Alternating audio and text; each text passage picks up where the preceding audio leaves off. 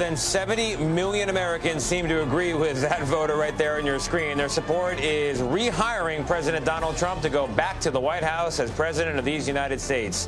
CBS News is also projecting that Republicans will control the U.S. Senate.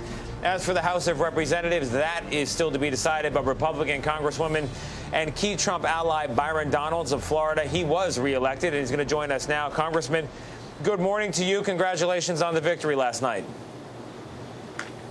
Good morning to you, and thank you. You know, first you celebrate and then you start making lists. That's the way power works in Washington, D.C. What's at the top of the list for the Trump administration and the Congress that he will have at least partial control of? What do you want to get done right away? Well, listen, President Trump said it last night in his acceptance speech of victory last night. Promises made, promises kept. We are going to secure our southern border. We are going to make sure that tax policy continues from what he started in his first administration, and that we expand on that to the betterment of the American people who are really struggling in this economy. And it's about rebuilding this economy overall. That's going to be the mission going forward.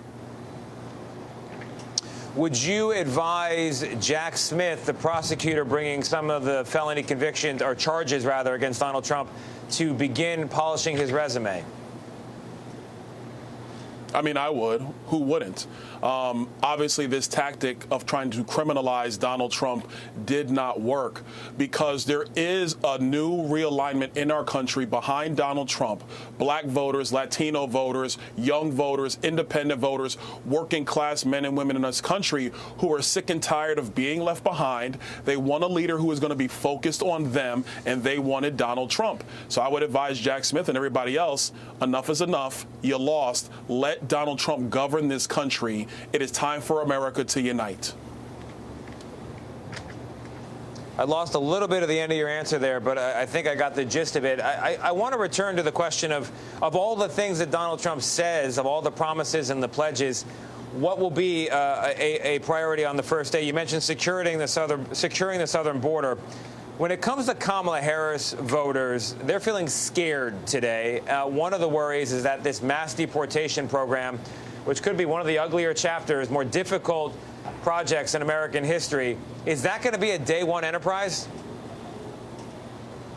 We do have to get started. And like President Trump said throughout this entire campaign, criminal illegal aliens, they have to be deported immediately. And that's going to be the primary focus. The other part is turning off the spigots created by the previous administration, Joe Biden and Kamala Harris, of opening our southern border. And if you look at polling, deportations are supported by the majority of Americans, because we have seen what's happened in our urban areas. So we're going to do that job of making the country secure once again. That's Donald Trump's promise, and he's going to keep it. Clearly, you have the majority of voters on your side when it comes to some of these tougher policy choices, but you also have people worried, words like strongman being applied to the now president-elect again, people saying that he will break the system, he will work outside the bounds of the law. What do you say to those Americans who this morning need to be brought into the camp of feeling like this is going to be a good thing for the future of America? I would tell those Americans who are concerned to don't listen to the gaslighting coming from the political left in our country. Donald Trump is going to follow the law. He's going to follow the Constitution. He's going to strengthen our institutions. He's going to strengthen our country. That is his commitment to the United States of America, and he will keep it. All right, Congressman Byron Donalds, a key Trump ally and victorious last night as a member of Congress. Once again, 2 more years are yours, 4 more years for the president. Thank you very much, Byron, or Congressman Donalds. I appreciate it. Thank you.